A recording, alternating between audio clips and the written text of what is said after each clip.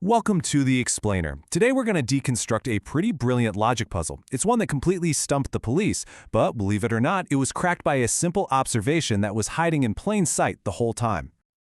Okay, let's just dive right in.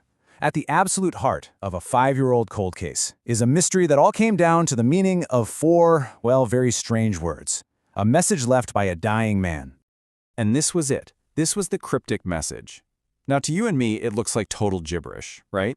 But to the right person, it was basically a map to $1 million fortune. So the question is, what on earth was it trying to say? To really get this code, we first have to understand the crime it was designed to solve. Because in this case, the context isn't just important, it is literally everything. So let's rewind the clock 5 years and kind of set the scene. We're looking at a huge, high-stakes robbery that left investigators with a lot of theories, but absolutely no hard evidence to back any of them up. $1 million. That's the value of the jewelry stolen from the Diamond Mart. You've got two masked men, a daring daylight robbery, and a trail that went cold almost instantly. You know, the police had a pretty good idea of what went down.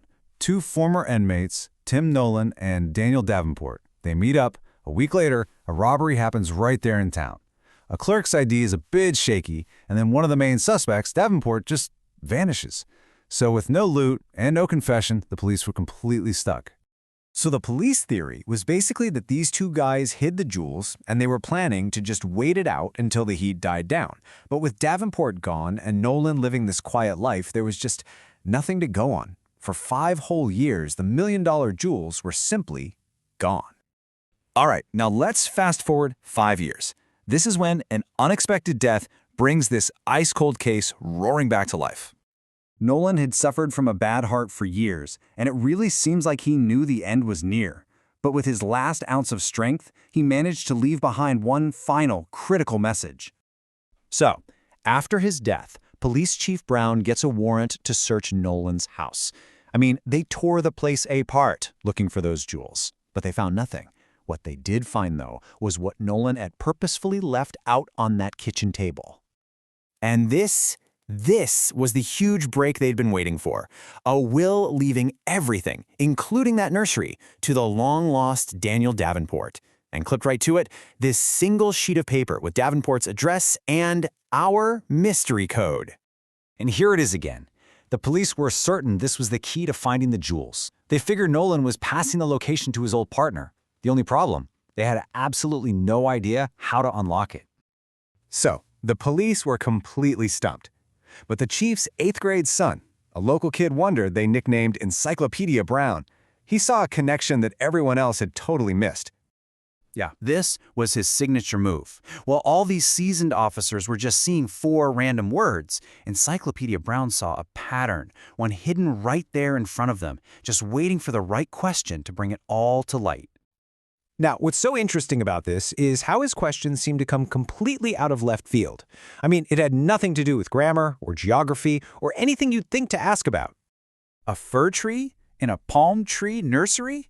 The question was so specific, so out of place, that the chief knew right away his son was onto something. And this one question, this was the key that unlocked the entire puzzle. So, how in the world does a fir tree connect to Nam Youth Sweden Hurts? Well, the answer isn't in the words themselves. It's all about where the code was written. And this is it's a brilliant illustration of the solution. The clue wasn't just in the message, the medium was the message. Nolan left the code on a calendar sheet for a very, very specific reason. The logic was actually pretty simple, but so elegant. He used the days of the week as his base. By just removing the day from the end of each one, he was left with a set of letters that he just rearranged into new words. Okay, let's see how this works. Okay, check this out. Monday, without day, leaves M-O-N, which he turned into N-O-M. Tuesday leaves T-U-E-S, which becomes Utes. Wednesday becomes Sweden, and Thursday becomes Hertz. It's a perfect logical sequence. And this reveals the real trick. The code wasn't a statement, it was a sequence. The real message wasn't in the 4 words Nolan actually wrote down, but in a single word that he deliberately left out. And there it is. The next word in that sequence is, of course, Friday. You remove day, and what are you left with? F-I-R. fur. The location of the million-dollar jewels was under the one out-of-place fir tree in the palm tree nursery. A message that was perfectly clear to his partner, but just nonsense to everybody else.